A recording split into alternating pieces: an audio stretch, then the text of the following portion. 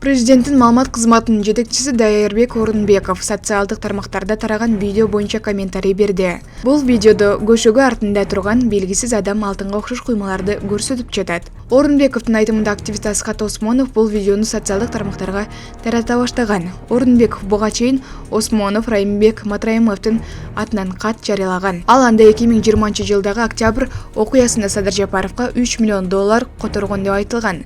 Кийинчерээк Матраимовдун жакындары бул катты жасалма деп аташкан. Бул сапар жасалма алтын куймаларды кагаз коробкага тизип алып монтаждап чыгарыптыр.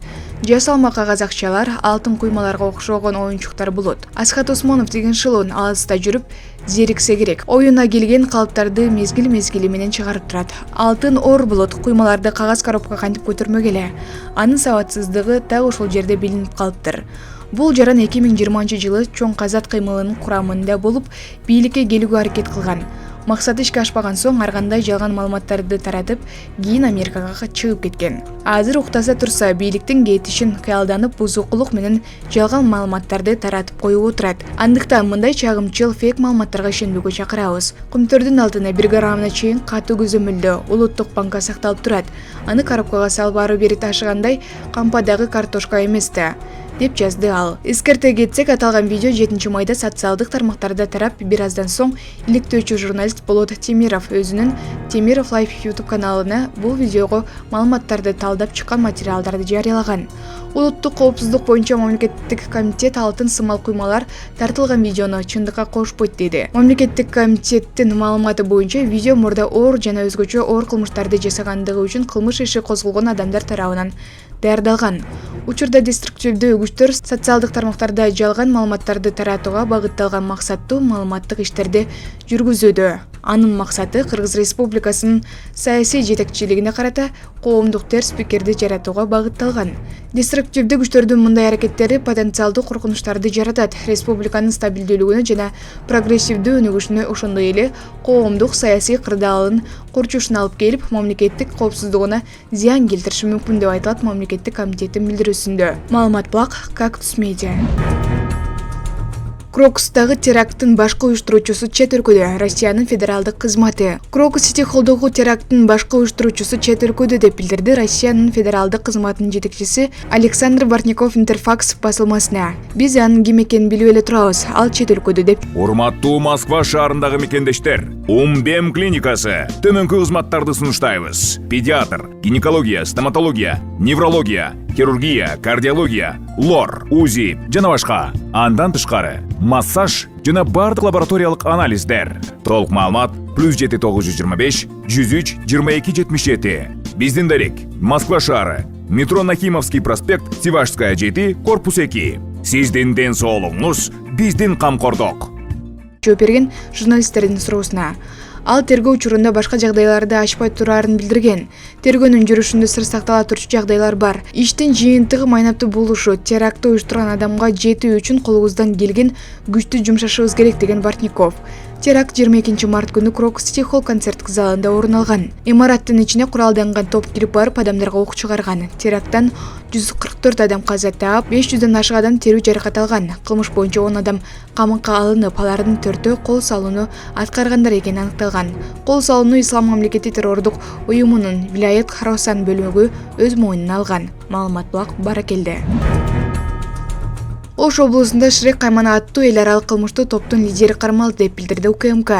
29 апрелде Ош шаарында Кыргыз Республикасынын жараны Банги Барон Ямы кармалды. Ошондой эле 1 килограмм гашиш табылып алынды. Кармалган жаран УКМКнын тергөө абагына киргизилди. Аталган жаран Ош облусундагы негизги баңгизат өндүрүүчүлөрүнүн бири болуп саналат жана баңгизат агымынын көпчүлүк бөлүгүн көзөмөлдөйт. Кылмыштуу иштерин уюшкан кылмыштуу топтордун лидеринин колдоосу менен жүргүзүп келген. Ал кылмыштуу топтун лидери катары Ички иштер министрлигинин каттоосунда турат. Буга чейин Россия Федерациясына героин сактап саткандыгы үчүн кылмыш жаза жоопкерчилигине тартылган. Маалымат Блак, Баракелде. Стамбулда учактын дөңгөлөгү ачылбай тулку бою менен конду. Түркияда Стамбул аэропортунда коно турган учактын алдыңкы дөңгөлөгү ачылбай, учкуч аны өтө кылдаттык менен токтотту. Бул тууралуу Son Dakika маалымдады. Америкалык жүк ташуучу агенттигине тиешелүү Парижден келе жаткан Boeing 767 учагы бүгүн 8 майда эртең мененки саат 8:30 кону учурунда күтүлбөгөн жагдайга туш болгон. Дөңгөлөгү ачылбаган учак жерге сүрүлүп барып токтогон. Учкуч аэропорттун диспетчери менен байланышта болуп, алдын ала өрт өчүрүү кызматы учак коно турчу жерге жөнөтүлгөн. Бактыга жараша кырсыктан эч ким жабыркаган эмес. Техникалык мүчүлүштүктүн себеби талкууланууда. Учак каттамдары башка тилкеден учууга багытталып жатат. Маалымат Булак Баракелде.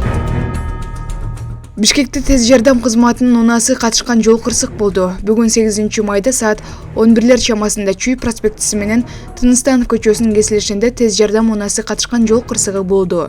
Милициянын кайгылуу кызматы башкармалыгынын басма сөз кызматы билдиргендей, тез жардам кызматынын унаасы Чүй проспектиси менен чыгышты көздөй бара жаткан. Каршы багытта келе жаткан Toyota үлгүсүндөгү жол тандабас Тыныстанов көчөсүнө бурулуп жатып, тез жардам унаасы менен кагышкан. Жабыркагандар жок, материалдык чыгым келтирилген. Учурда тиешелүү экспертиза дайындалып, иликтөө иштери жүрүп жатат. Маалымат Булак Баракелде.